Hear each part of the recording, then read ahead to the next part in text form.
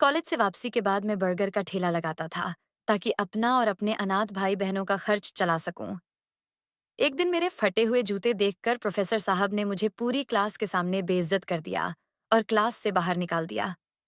मैं मंदिर में जाकर रोने लगा। तभी अचानक किसी ने मेरे कंधे पर हाथ रखा। मैंने चौंक कर पीछे देखा तो मेरे होश उड़ गए, क्योंकि इंसान किसी भी दुख को हंस कर सह लेता है, लेकिन माँ बाप के जाने के बाद जो दुख आता है वह इंसान को तोड़ देता है। एक सुबह मैं बरामदे में एकदम चुपचाप बैठा अपने पिताजी के उस पिंजरे को देख रहा था जिसमें वे अपनी पसंद की चिड़िया पालते थे। आज वह पिंजरा था, वह चिड़िया भी थी, लेकिन पिताजी नहीं थे। उनके देहांत को पूरे 2 साल हो चुके थे, लेकिन मैं आज भी वहीं खड़ा था। उसी वक्त में जब पिताजी इस दुनिया से चले गए थे तब मेरी उम्र सिर्फ 20 साल थी, लेकिन जिम्मेदारियां एक 45 साल के व्यक्ति जैसी मेरे कंधों पर आ गई थीं। मेरे 2 छोटे भाई बहन थे जिनकी पूरी जिम्मेदारी मुझ पर थी। मैं अपने सपने भी पूरा करना चाहता था। मैं आईएएस की परीक्षा देना चाहता था और एक बड़ा अफसर बनना चाहता था, लेकिन मुझे लगता था कि मैं अपने हालात के चलते अपने सपने पूरे नहीं कर पाऊंगा। कॉलेज से लौटकर मुझे बर्गर का ठेला लगाना पड़ता था ताकि घर का खर्च चल सके। ऐसे में पढ़ाई पर ध्यान देना मेरे लिए बहुत मुश्किल हो गया था। काफी देर तक मैं बरामदे में अकेला बैठा चिड़िया को देखता रहा। फिर कॉलेज जाने का सोचकर उठ खड़ा हुआ। मैं कड़ी मेहनत करना चाहता था, लेकिन पढ़ाई किसी भी हालत में नहीं छोड़ना चाहता था। पिताजी का भी सपना था कि उनके बच्चों को उच्च शिक्षा मिले और उनमें से कोई एक जरूर बड़ा अफसर बने। मैंने ठान लिया था कि मैं अपने स्वर्गीय पिताजी का सपना पूरा करके ही रहूंगा। काफी देर तक उन्हें याद करता रहा और फिर अपना बैग उठाकर कॉलेज की ओर चल पड़ा। मेरे पास इतने फालतू पैसे नहीं थे कि मैं कॉलेज किसी टैक्सी से जाता। मैं पैदल ही पूरा रास्ता तय करता था। घर से कॉलेज पहुंचने में मुझे लगभग 1 घंटा लग जाता था, लेकिन मैं मजबूर था। घर चलाने के लिए मुझे परेशानियों से गुजरना ही पड़ता था। मैं अपनी ही धुन में चला जा रहा था कि अचानक मुझे ठोकर लगी। हालांकि मैंने खुद को संभाल लिया, वरना मैं मुंह के बल गिर जाता। लेकिन उस ठोकर से मेरा जूता फट गया। मैं वहीं फुटपाथ पर बैठ गया।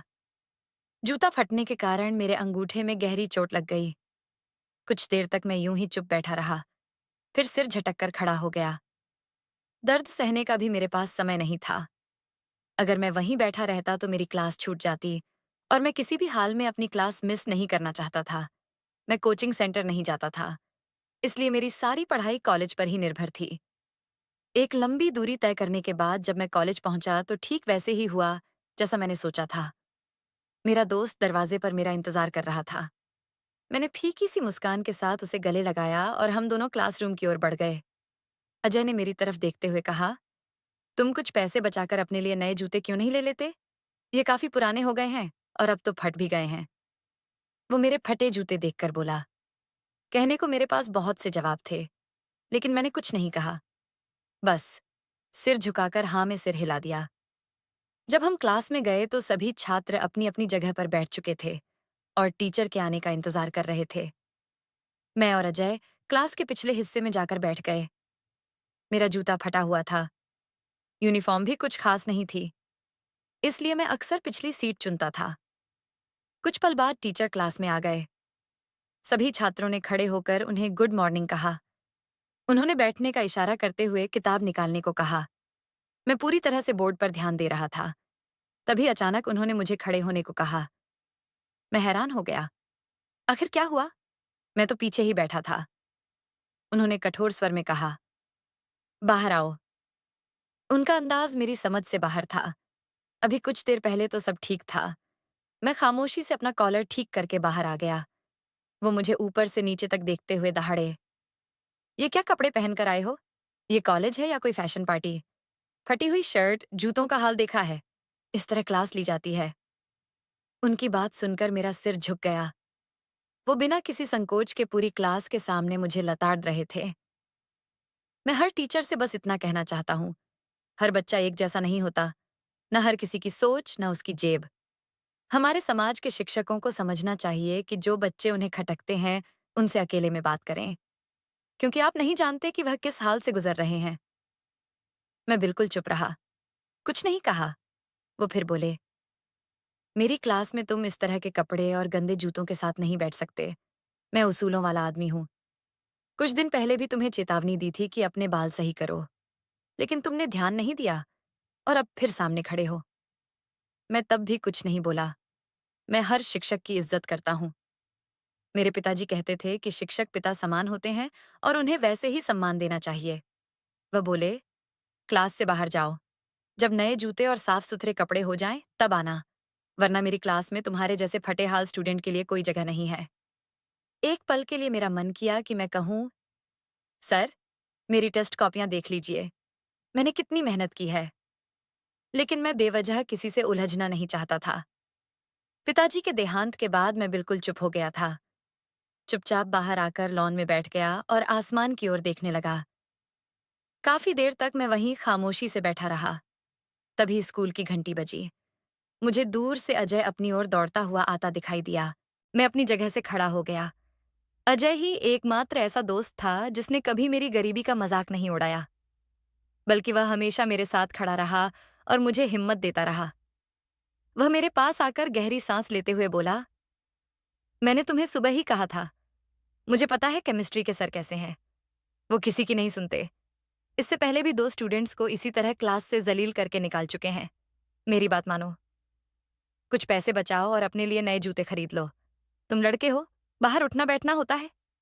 इस हालत में कैसे गुजारा होगा? मैं चुप रहा। हम दोनों कैंटीन की ओर बढ़े ताकि कुछ खा सकें। मैं सुबह नाश्ता करके नहीं आया था क्योंकि मेरी माँ डायबिटिक है। अगर वह सुबह सुबह जाग जाएं तो उनकी तबीयत सारा दिन बिगड़ जाती है। इस बात का मुझे बहुत अच्छे से पता था। पिताजी के बाद मैंने अपनी माँ को हथेली का छाला बना लिया था। उनके अलावा मेरी जिंदगी में कोई नहीं था जिसकी गोद में सिर रखकर मैं अपना दिल हल्का कर सकता। हम दोनों कैंटीन पहुंचे तो अजय ने 4 समोसे ऑर्डर किए। मैंने आगे की जेब से पैसे निकालने की कोशिश की तो अजय ने मेरे हाथ पर हाथ मारते हुए कहा, खबरदार, कल भी तुमने ही पैसे दिए थे, आज मैं दूंगा। मैं मुस्कुरा दिया। समोसे लेकर हम दोनों मैदान में आ गए। वहीं बैठते हुए वह गंभीरता से बोला, मुझे समझ नहीं आता, तुम आईएएस का एग्जाम कैसे दोगे? उसके लिए बहुत मेहनत करनी होती है। लेकिन तुम तो दिन भर ठेला लगाते हो, वहीं समय गुजरता है, रात भी हो जाती है। उसकी बात सुनकर मैं फिर चुप रहा। सच कहूं तो मेरे पास इस बात का कोई जवाब नहीं था, लेकिन मुझे अपने भगवान पर पूरा भरोसा था। मेरा सपना वे एक न एक दिन जरूर पूरा करेंगे। समोसे खाकर हम दोनों वापस क्लास की ओर चल पड़े। दूसरा पीरियड शुरू होने वाला था। इस बार मैं जानबूझकर कोने की अंतिम बेंच पर बैठा था, ताकि टीचर मेरे फटे हुए जूतों पर ध्यान न दें। मैं क्लास में काफी घबराया हुआ था। अगर उनकी नजर जूतों पर पड़ जाती तो शायद इस क्लास से भी मुझे निकलना पड़ता।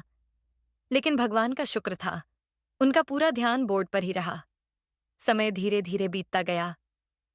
मैंने पूरी क्लास किसी तरह ली और फिर छुट्टी के बाद हम दोनों घर की ओर निकल पड़े। अजय के पास बाइक थी।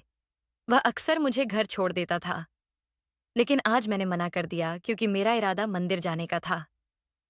मैं कुछ समय भगवान के साथ बिताना चाहता था। सुबह हुई बेइज्जती के बाद मेरा मन बहुत भारी हो गया था।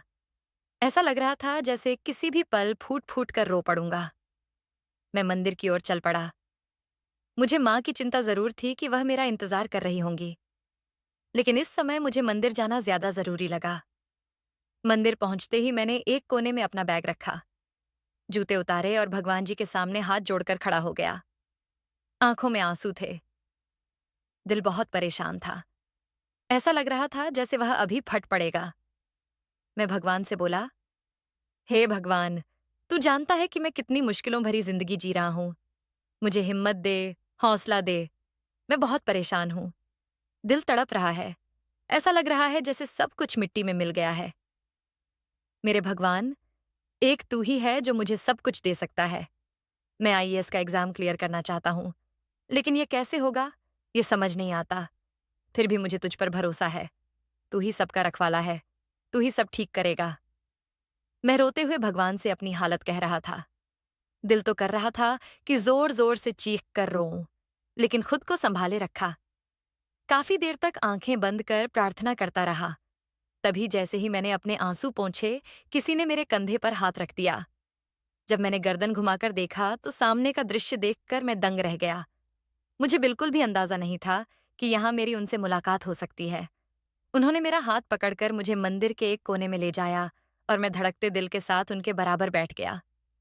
वो मुझे देखते हुए बोले, काफी देर से देख रहा हूं, तुम क्यों रो रहे हो? मेरा सिर झुका हुआ था। मुझ में इतनी हिम्मत नहीं थी कि मैं सिर उठाकर उन्हें कुछ बता सकूं। मैं सोच रहा था, क्या भगवान ने मेरी मदद के लिए उन्हें भेजा है या फिर वह भी मेरा मजाक बनाने आए हैं? मैं कुछ समझ नहीं पा रहा था। मैं कुछ कहता, इससे पहले ही उन्होंने मेरे कंधे पर हाथ रखकर कहा, चाचा हूं तुम्हारा, इतना हक तो रखता हूं कि तुम्हारे हालात जान सकूं। जानता हूं भाई साहब के जाने के बाद तुम पूरी तरह टूट गए हो। घर की पूरी जिम्मेदारी तुम्हारे कंधों पर है। लेकिन तुम कभी मेरे घर नहीं आए, ना ही बताया कि चाचू, कोई परेशानी है? क्या तुम मुझे अपना नहीं समझते? मेरे पास कहने के लिए बहुत कुछ था, लेकिन फिर भी मैं चुप रहा। अगर उन्हें इतना ही दर्द था, तो पिछले 2 सालों में वे खुद क्यों नहीं आए? लेकिन मैंने पहले कभी शिकायत नहीं की थी और ना ही आज उनसे कोई शिकवा करना चाहता था। मैं पिताजी की तरह उनकी भी बहुत इज्जत करता हूं। फिर उन्होंने पूछा, बताओ, क्यों रो रहे थे? क्या परेशानी है तुम्हें? तुम्हारे चाचू अभी जिंदा हैं। जो भी दिक्कत है मुझे बताओ। उनकी बातों ने मुझे सोचने पर मजबूर कर दिया। फिर मैंने सिर झुकाकर उन्हें अपनी पढ़ाई की परेशानी बताई कि मैं आईएएस का एग्जाम देना चाहता हूं, लेकिन मेरे पास पढ़ाई के लिए पैसे नहीं हैं। घर का गुजारा तो ठेले से हो रहा है, लेकिन पढ़ाई का खर्च उठाना मेरे बस की बात नहीं है। यही चिंता मुझे खाए जा रही है। पिताजी मुझे अफसर बनते देखना चाहते थे और उसी सपने को लेकर इस दुनिया से चले गए। अब मेरी दिल्ली इच्छा है कि उनका सपना पूरा कर सकूं। मेरी बात सुनकर वह कुछ देर तक चुप रहे। फिर मेरे कंधे पर हाथ रखकर बोले, भगवान तुम्हारा भला जरूर करेगा। मैं प्रार्थना करूंगा कि तुम्हारी मुश्किलें हल हों। अब मुझे अनुमति दो, देर हो रही है। उनका अचानक बदलता हुआ व्यवहार मेरी समझ से परे था। मुझे लगा था शायद वे मेरी मदद करेंगे, लेकिन आज के जमाने में इतने बड़े दिल वाले लोग कहाँ मिलते हैं। अपना खून भी ऐसे वक्त पर आया हो जाता है, इसलिए मैंने भी ज्यादा उम्मीद नहीं की। मैं सिर झटकता हुआ घर की ओर चल पड़ा। जैसा मैंने सोचा था, मेरी माँ दरवाजे पर ही खड़ी थीं और बेहद परेशान नजर आ रही थीं। पिताजी के देहांत के बाद वह मेरी हर खबर रखती थीं। मैं कहाँ जा रहा हूँ, कहाँ से आ रहा हूँ, कितने बजे घर लौटता हूँ, मैंने खाना खाया है या नहीं, सब कुछ। ऐसा लगता था जैसे वह मुझे छोटा बच्चा समझकर पाल रही हो। मैं उनके इस प्यार को बहुत अच्छी तरह समझता था। मैं अंदर आया तो उन्होंने मेरे कंधे पर हाथ रखते हुए कहा, विकास, हद करते हो। घड़ी देखी है? 1 बजे तक तो लौट आते थे, आज 2 बज गए हैं। तुम्हें अपनी बूढ़ी माँ का जरा भी ख्याल नहीं है? कहाँ थे तुम? वो पानी का गिलास मेरी तरफ बढ़ाते हुए बोली और मैंने एक ही झटके में पूरा गिलास गले से उतार लिया। फिर उन्हें देखते हुए इत्मीनान से बोला, मंदिर गया था, वहां देर हो गई थी। आप बताइए, दवाई ली आपने? वो सिर झुकाकर मेरे बराबर में बैठ गईं और धीमे स्वर में बोली, कल रात ही तो बताया था बेटा, दवाई खत्म हो गई है। अब तुम लाकर दोगे तो खा लूंगी। मैं तुरंत अपनी जगह से खड़ा हो गया। मेरे दिमाग से यह बात निकल ही गई थी, जबकि माँ की दवाई के पैसे मैं महीने की शुरुआत में ही निकाल लेता था। मैंने उन्हें देखते हुए कहा, बस मैं 10 मिनट में लेकर आता हूँ, आप मेरे लिए खाना गर्म करें। लेकिन वह तुरंत बोली, नहीं बेटा, पहले तुम खाना खा लो, उसके बाद जाना, दवाई आती रहेगी। मगर मैं बेचैन हो गया। माँ के सिवा मेरा इस दुनिया में कोई और नहीं था और उनके मामले में मैं कोई समझौता नहीं कर सकता था। उनकी बात को अनदेखा करते हुए मैं फौरन बाहर चला गया और ठीक आधे घंटे में दवाई लेकर लौटा। वह अब भी परेशान थीं। खैर, मैंने अपनी आंखों के सामने उन्हें दवाई खिलाई और फिर उन्हें निवाला दिया। हर निवाले पर मैं भगवान का धन्यवाद कर रहा था कि पिता के देहांत के बाद कभी किसी के सामने हाथ फैलाने की नौबत नहीं आई। पूरा दिन रोज की तरह बीत गया। खाना खाने के बाद मैं ठेले की ओर चला गया। काफी देर तक मैं आज चाचू से हुई मुलाकात के बारे में सोचता रहा। घर पर भी 1-2 बार मन में आया कि माँ को आज की मुलाकात के बारे में बता दूं, लेकिन फिर सोचकर चुप हो गया। बेवजह उनका दिल दुखेगा। वो अक्सर यही कहती थीं कि तुम्हारे चाचू ने पलटकर कभी नहीं पूछा कि तुम कहाँ हो, किस हाल में हो, कैसी जिंदगी गुजर रही है। उन्हें कोई परवाह ही नहीं थी। यही वजह थी कि मैं आज के बाद भी उनसे मिलने नहीं गया। समय धीरे धीरे बीतता जा रहा था। मैंने अपना ठेला लगभग रात 12:30 पर बंद किया और घर की तरफ चल पड़ा। थकान से मेरी कमर टूटने लगी थी। लगातार खड़े रहने की वजह से शरीर चूर-चूर सा महसूस हो रहा था। मैं सीधा अपने कमरे में गया और लेटते ही गहरी नींद में सो गया। अगली सुबह सूरज पूरी तरह चमक रहा था। पूजा करने के बाद मैंने चिड़ियों को दाना डाला और फिर कॉलेज जाने की तैयारी करने लगा। कुछ देर बाद मैं अपना बस्ता लेकर कॉलेज के लिए रवाना हो गया। लेकिन मुझे क्या पता था कि आज मेरी जिंदगी में ऐसा हादसा होने वाला है जो सब कुछ बदल देगा। एक लंबा रास्ता तय करने के बाद जब मैं कॉलेज पहुंचा तो अजय मेरा इंतजार कर रहा था। हम दोनों गले मिले और क्लास की ओर चल पड़े। अभी मुझे बैठे कुछ ही समय हुआ था कि क्लास का चपरासी मेरे पास आया और बोला, तुम्हें प्रिंसिपल ऑफिस में बुलाया गया है। मैं थोड़ा घबरा गया और अपनी जगह से खड़ा हो गया। ऐसा लग रहा था जैसे मेरी सांस थम गई हो। हर छात्र जानता है कि प्रिंसिपल ऑफिस का बुलावा क्या मायने रखता है। मैंने चपरासी से पूछा, कोई बात हो गई है? सब ठीक तो है? वो सिर हिलाकर बोला, मेरे ख्याल से तो सब ठीक है। बाकी तुम जाओगे तो पता चलेगा। तुम्हारे आने से पहले ही बुलावा आ गया था। मैं तो तुम्हारा इंतजार कर रहा था। उसकी बात सुनकर मैं फौरन अपनी बेंच से उठा। अजय भी मेरे साथ खड़ा हुआ, लेकिन चपरासी ने उसे देखकर कहा, सिर्फ इन्हें बुलाया गया है, तुम बैठ जाओ। मैंने अजय को बैठने का इशारा किया और खुद प्रिंसिपल ऑफिस की ओर चल पड़ा। मेरा दिल जोर जोर से धड़क रहा था। मैं बस यही प्रार्थना कर रहा था कि कहीं कल की डांट की वजह से तो नहीं बुलाया गया है। मेरे पास अभी इतने पैसे नहीं थे कि नए जूते और यूनिफॉर्म खरीद सकूं। जब मैं अंदर गया तो देखा प्रिंसिपल सर के साथ एक आदमी भी बैठे थे। मैंने अनुमति मांगी तो उन्होंने इशारे से मुझे अंदर बुला लिया। अंदर जाते ही प्रिंसिपल सर बोले, कब से तुम्हें बुला रखा है लेकिन तुम्हें होश ही नहीं है।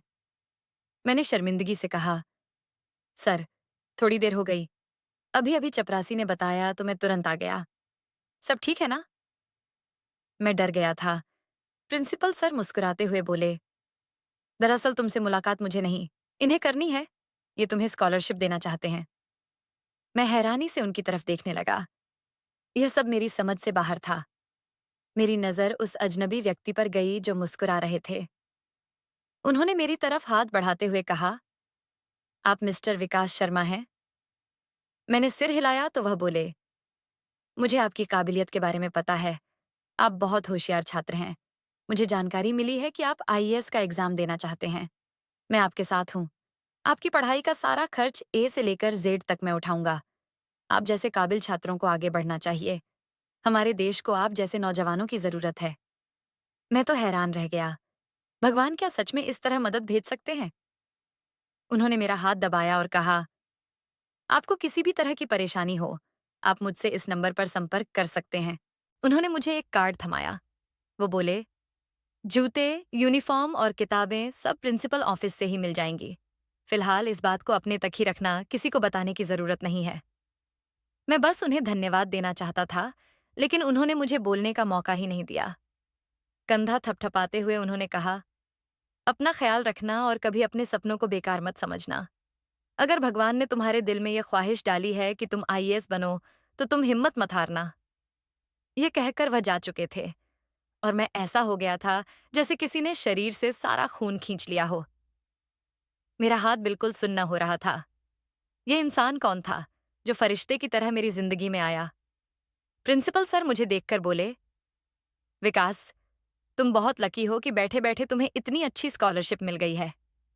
जरूर तुम्हारे कोई रिश्तेदार होंगे या फिर वह तुम्हें व्यक्तिगत रूप से जानते होंगे। मैं उस पल कुछ नहीं बोल पाया। बस खामोशी से थैंक यू सर कहा और क्लासरूम में चला गया। पूरा दिन यही सोचते बीता कि वह इंसान कौन था। उसने मेरी मदद क्यों की? उसे मेरी मदद करके क्या हासिल हुआ होगा? मेरे पास इन सवालों का कोई जवाब नहीं था। छुट्टी के समय मुझे फिर से प्रिंसिपल ऑफिस से बुलावा आया। जब मैं वहां पहुंचा तो देखा कि मेरे लिए नए जूते, यूनिफॉर्म और किताबें रखी हुई थीं। सर ने मेरी ओर देखकर कहा, यह उनकी तरफ से है, तुम्हारे लिए भेजा गया है, इसे ले जाओ। मैं चुपचाप सारा सामान उठाकर बाहर निकल आया। अजय अपने घर जा चुका था और मैं पैदल ही अपने घर की ओर चल पड़ा। मेरी आंखें बार बार भीग रही थीं। मुझे यकीन नहीं हो रहा था कि मंदिर में मेरा यूं रोना क्या भगवान को पसंद आ गया था। मैं यह सोचते हुए फिर से मंदिर चला गया। भगवान का धन्यवाद करते हुए मैं खूब रोया, इतना कि शरीर कांपने लगा। लगभग आधा घंटा मैं प्रार्थना करता रहा, फिर घर की ओर चला गया। रोज की तरह माँ ने मुझे डांटा, इतनी देर क्यों करते हो? एक बार शक्ल दिखा दिया करो, फिर मंदिर जाया करो। फिलहाल मैं चुप रहा। माँ ने जब सामान के बारे में पूछा तो मैंने सब बता दिया। माँ उस अनजान व्यक्ति को झोली उठाकर दुआएं दे रही थीं। समय बीतता जा रहा था और वह इंसान खामोशी से मेरी मदद करता रहा, जिससे मैं हैरान रह जाता था। समय बीतते बीतते वह दिन आ गया जब मेरा आईएएस का एग्जाम था। उस दिन का सपना मैं बरसों से देखता आ रहा था।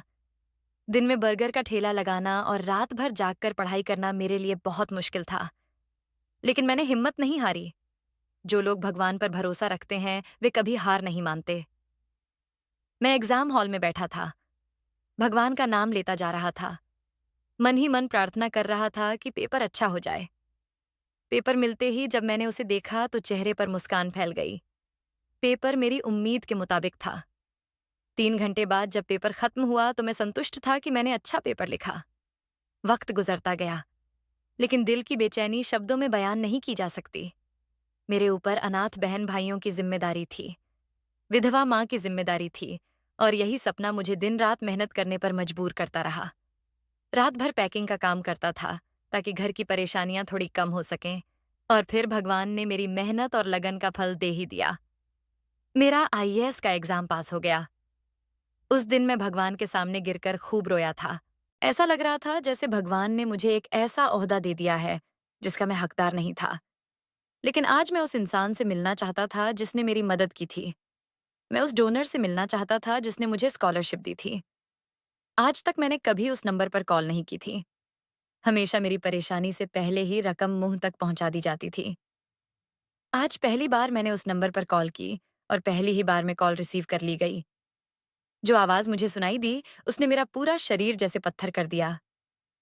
वो आवाज किसी और की नहीं, बल्कि मेरे चाचू की थी। हेलो, कौन बात कर रहा है?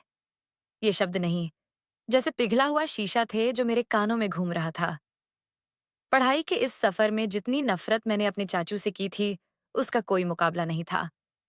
हाँ, मैं कहता कुछ नहीं था, लेकिन अंदर से बहुत अफसोस होता था। फिर उन्होंने कहा, विकास, बात कर रहे हो?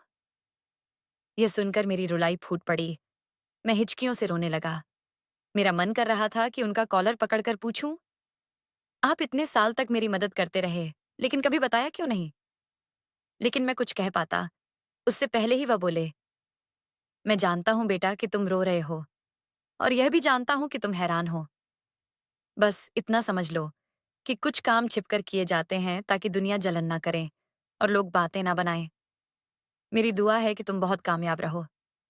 तुमने मेरे भाई का सपना पूरा करके मेरा सीना गर्व से चौड़ा कर दिया है। मैं मानता हूं, विकास, मैं अब तुम्हारी चौखट पर नहीं आता, लेकिन उसका कारण भी बहुत अहम है। मैं उस चौखट का सामना नहीं कर पाता जहां मेरा भाई रहा करता था। वो खाली घर मुझे देखा नहीं जाता, लेकिन अब मुझे गर्व है कि तुम अफसर बनने जा रहे हो, और अब मैं पूरे बैंड बाजे के साथ तुम्हारे पास आऊंगा। उनकी बात सुनकर मैं रोते रोते हंस पड़ा। मैं आप सभी को एक सबक देना चाहता हूँ। जिंदगी में बहुत से लोग ऐसे होते हैं जो आपसे दूर जरूर होते हैं, लेकिन आपके दिल के बहुत करीब होते हैं। बस आंखें खोलिए, उन्हें देखिए और पहचानिए। नफरत किसी भी समस्या का हल नहीं होती। मोहब्बत करना ही जिंदगी का सबसे खूबसूरत पहलू है। नेकी करें और दरिया में डालें, और उम्मीद सिर्फ ऊपर वाले से रखें। बेशक मेरा भगवान अच्छा करने वाला है। तो दोस्तों, यह थी आज की कहानी। इस कहानी के बारे में आपकी क्या राय थी? ये कमेंट बॉक्स में जरूर बताइए। अगर आपको कहानी पसंद आई हो तो वीडियो को लाइक करें और चैनल को सब्सक्राइब करें, और बेल आइकन पर क्लिक करके इसे ऑल पर सेट करें ताकि आपको नए वीडियो की सूचना तुरंत मिल जाएगी। धन्यवाद।